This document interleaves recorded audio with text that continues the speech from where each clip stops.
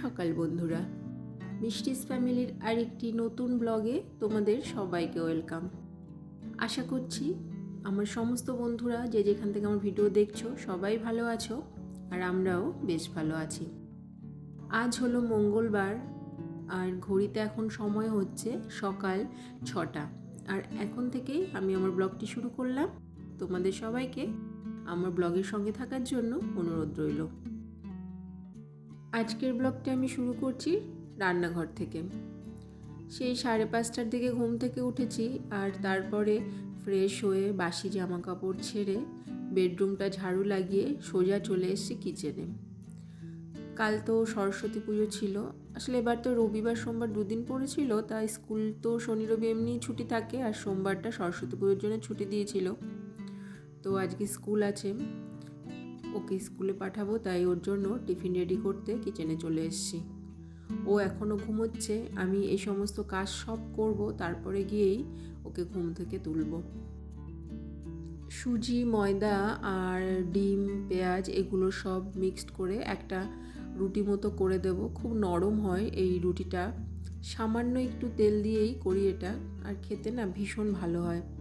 এটাই আজকে ওকে টিফিনে দেব, আর ও ভীষণ ভালোও খায় এটা। এরকম করে ছোট ছোট পিস করে দেব, ওর খেতে সুবিধাও হবে। এই রুটিটা আমাদের বাড়িতে আমরা প্রায় করি, আমার অনেক ভিডিওতে তোমাদের সঙ্গে শেয়ার করেছি এটা। টিফিন রেডি করে চলে এসেছি বেডরুমে, সমস্ত কিছু গুছিয়ে তারপরে আমি আগে রেডি হয়ে নিয়েছি, আর ওসব করার পরেই ওকে ঘুম থেকে তুলেছি।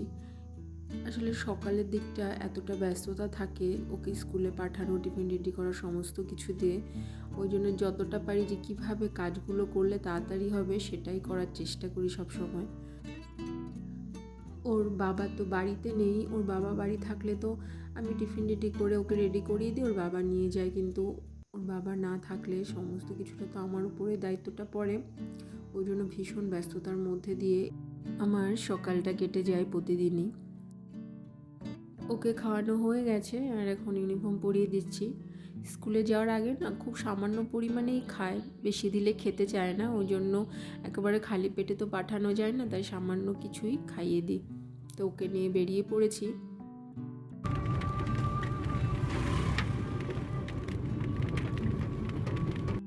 ছেলেকে স্কুলে দিয়ে চলে এসেছি মার্কেটে মাছ কিনতে। আমি এইসব কেনাকাটা করি না, আমার শ্বশুরমশাই করেন, বা হাজব্যান্ড বাড়ি থাকলে ওই বাজার করে। কিন্তু কী হয়েছে বলো তো, আমাদের বাড়ির কাছে যে মার্কেটটা আর কি, মাছ বাজার যেখানে, সেখানে আজকে মাছ পাওয়া যাবে না। কাল সরস্বতী পুজো ছিল, আর ওই জন্য আজকে গোটা ষষ্ঠী করে এখানকার কিছু লোকেরা। তা আমাদের মধ্যে গোটা ষষ্ঠী করার নিয়ম নেই, ওই জন্য নিরামিষ খাওয়ার ব্যাপারটা নেই। তা আমরা তো মাছ খাবো, তো ভাবলাম যে আমাদের মার্কেটটা যখন মাছ পাওয়া যাচ্ছে না, তাহলে ছেলের স্কুলের কাছে একটা বাজার আছে, সেখান থেকেই মাছটা কিনে নিয়ে আমি বাড়িতে চলে এসেছি। আসলে মাছ ছাড়া না খাওয়া একটু মুশকিল আছে, মানে ডিমটা বাড়িতে খাওয়া হয়, আমি আর আমার ছেলে হয়তো খেয়ে নেব, কিন্তু বাবা মা খেতে চায় না, আর ছেলেকে না আমি দুবেলা ডিম খেতে দিই না। ওই জন্য ওকে হয়তো একবেলা আমি মাছ খাওয়াবো আর একবেলা ডিম এভাবে খাওয়াই। আর বাবা মা ওনাদের একটু হাই প্রেশারের প্রবলেম আছে, তো ওই জন্য ওনারা ডিম একেবারেই খায় না, হয়তো সপ্তাহে একটা কি দুটো সেটা। তো যাই হোক, তো বাড়ি আসার পরে ফ্রেশ হয়ে চলে এসেছি আবার কিচেনে, একটু চা বানিয়ে নিলাম। সব দিন না চাটা খাই না, যেদিন একটু ইচ্ছা করে যে মুডের ওপর, যে না আজকে একটু চা খাই ভালো লাগবে, সেদিনই চাটা খাই। আমন্ডটা তো আমি প্রতিদিন সকালেই খাই, কিন্তু চাটা ওই যেদিন খুশি সেদিন আর কি মুডের ওপর ডিপেন্ড করেই খাওয়া হয়। তারপরে কিছুক্ষণ একটু আয়েশ করে বসে চাটা খেয়ে নিয়ে এখন আবার কাজে লেগে পড়েছি। তো সবার আগে এসেছি আমার গাছগুলোর কাছে, আর ওয়েদারটা দেখো কি সুন্দর রোদ উঠেছে। 4-5 দিন পুরো কুয়াশায় ভরা ছিল, রোদের মুখ দেখাই যায়নি, কিন্তু আজকে এত সুন্দর রোদ একদম সকালবেলা থেকেই। আর দেখবে যদি ওয়েদার ভালো থাকে মন মেজাজও ভালো থাকে।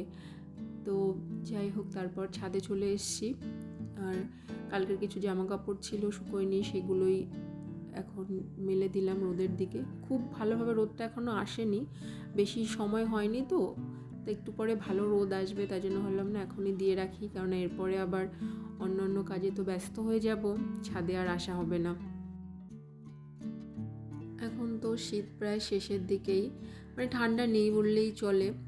একদম ভোরের দিকে একটু হালকা ঠান্ডা লাগছিল, কিন্তু তারপর থেকে দেখো একেবারেই ঠান্ডা নেই বললে চলে। আর শীত শেষের দিকে বলে না, যে ফুল গাছগুলো ছাদে লাগিয়েছিলাম সেগুলো না আর ফুল সেভাবে হচ্ছে না, আর গাছগুলোও না কতগুলো মরে গেছে দেখলাম, 2-1টা গাছ আছে, আর বাদ বাকিগুলো দেখলাম কেমন শুকিয়ে যাচ্ছে, ওগুলো আর বাঁচবে না যতই ওদের যত্ন করা হোক না কেন। তারপর আর যে গাছগুলো ছিল সেগুলোতে জল টল দিয়ে নিচে চলে এসেছি। বেডরুম তো একেবারে সকালে ঘুম থেকে উঠেই ঝাড়ু লাগিয়ে দিয়েছিলাম, কিন্তু অন্য অন্য যে ঘরগুলো ছিল সেগুলো তো ঝাড়ু লাগানো হয়নি, তো সেগুলোতেই আগে ভালো করে ঝাড়ু লাগিয়ে দিচ্ছি। আর এরপরে চলে এসেছি বেডরুমে। সকাল থেকে বাসি বিছানা এখনও না আজকে গোছানো হয়নি। অন্য অন্য দিন সব কাজের আগে এটা আমি করি, কিন্তু আজকে এটা করাই হয়নি। যে বেড কভারটা পাতা ছিল সেটা একটু নোংরা হয়েছিল, তাই ওটা চেঞ্জ করে অন্য একটা বেড কভার পেতে দিলাম। আর এই বিছানা সেট করতে না অনেকটা টাইমই লেগে যায়, আর যেদিন দেখবে বেড কভারটা চেঞ্জ করতে হয়, মানে যে বেড কভারটা পাতা থাকে সেটা পাল্টে আর একটা বেড কভার পাততে হয়, এটা সেটা সত্যি অনেকটা সময় লেগে যায়। আমাদের বেডরুমের সবথেকে শান্তির আর আরামদায়ক জায়গা হলো আমাদের বিছানা, আর সেটাকে দেখবে যদি সবসময় পরিপাটিভাবে রাখা যায় বেশ ভালোই লাগে, তাই না? স্নান করার সময় বেড কভারটাকে কেচে দেব।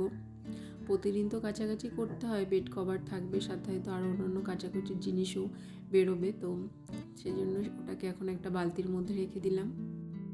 এখন না প্রতিদিনের জামা কাপড় কাচার ব্যাপারটা না একটা হ্যাবিটে দাঁড়িয়ে গেছে, কোনো কিছু মনেই হয় না, মানে কষ্টটা সেভাবে আর কিছু মনে হয় না, যে ওটা প্রতিদিনকার অন্য অন্য কাজের মতো একটা রুটিনে দাঁড়িয়ে গেছে। আর নোংরা জামা কাপড় না জমিয়ে রেখে প্রতিদিন কেচে নিলে দেখবে সেটা এক প্রকার ভালোই হয়। এখন আস্তে আস্তে আমি প্রতিদিন যে ডাস্টিংয়ের কাজটা করি সেটাই করব। আমার বেডরুমের এই সমস্ত যে ফার্নিচারগুলো আছে টুকিটাকি সেগুলো আমি প্রতিদিনই ক্লিন করি, এটাও বলতে পারো আমার একটা অভ্যাস, আর আমি মনে করি যে এটা খুব ভালো একটা অভ্যাস। পরিষ্কার পরিচ্ছন্নতা দেখবে আমাদের সংসারের জন্য না খুব ভালো, মানে চারিদিকে যদি পরিষ্কার পরিচ্ছন্ন থাকে দেখবে একটা লক্ষ্মীশ্রী ভাব বজায় থাকে, একটা পজিটিভ মাইন্ড আমাদের মধ্যে কাজ করে। তাই আমি না চেষ্টা করি, মানে প্রতিদিন তো সম্ভব নয়, তাও যতটা পারি অন্তত এই ডাস্টিং ক্লিনিংয়ের কাজগুলো করি। অন্য অন্য ঘরেটা না করলেও বেডরুমের ক্লিনিংটা আমি প্রতিদিনই করি। যেদিন ছেলের স্কুল থাকে সেদিন এই ডাস্টিংয়ের কাজ করার না খুব একটা সময় হাতে বেশি থাকে না, খুব অল্প সময় আমি এর পেছনে দিতে পারি। তো এই দেখো সব কিছু করার পরে আমার বেডরুমটা দেখো সুন্দর করে গোছানো অবস্থায় আছে। খুব বেশি ফার্নিচার আমার বেডরুমে নেই, কিন্তু যতটুকুই আছে খুব ভালোভাবে গুছিয়ে রাখার চেষ্টা করি সব কিছু। কিন্তু জানো তো, এই যে এত সুন্দর করে গুছিয়ে রেখেছি, এই গোছানোটা বড়জোর 4 থেকে 5 ঘন্টা থাকবে, যতক্ষণ আমার ছেলে বাড়িতে নেই। ও যখন স্কুল থেকে আবার বাড়ি আসবে না, ঘরটা আবার আগের জায়গায় যেরকম ছিল আর কি গোছানোর আগে ঠিক সেরকমই হয়ে যাবে, বাচ্চা থাকলে যেটা হয় আর কি। কিচেনে চলে এসেছি, এখন ঘড়িতে সময় হচ্ছে প্রায় 9:30 মতো। 1.5 থেকে 2 ঘন্টার মধ্যে আমার রান্না বান্নার সব কাজ কমপ্লিট করতে হবে। তো তোমরা তো দেখলে আমি মাছ বাজারে গেছিলাম, তা ওখান থেকে বড় বড় তেলাপিয়া এনেছি আর কিছু কাতলা মাছ এনেছি। ভাত বসিয়ে দিয়েছি আর পাশে মাছটাও ভেজে নিচ্ছি, আর এরপরে করে নেব 2টো তরকারি, আলু টমেটো দিয়ে, আর এই যে দেখলে সামান্য একটু আদা আর জিরে বাটা ওটা দিয়ে, আর তেলাপিয়া মাছ দিয়ে একটা ঝোল করব। আর আমি না আমার রান্নাতে খুব কম মশলা ইউজ করি, ছেলে খাবে তো, আর আমি নিজেও খুব বেশি মশলাদার খাবার পছন্দ করি না। আর একটা ওভেনে বসিয়ে দিয়েছি লাল শাক আর পালং শাকের একটা তরকারি। পালং শাকের তরকারি এই জন্য বললাম কেননা ওটা না আমি একটু আলু দিয়ে আর 1 পিস মাছ দিয়ে একটু মাখা মাখা ঝোল ঝোল রান্না করেছি, ওই জন্য বললাম পালং শাকের তরকারি। কুচিয়ে ভেজে খেলেও ভালো লাগে পেঁয়াজ দিয়ে, রসুন ফোড়ন দিয়ে, আর এই তরকারি করেও খাওয়া যায়, যে যেভাবে খুশি খায়।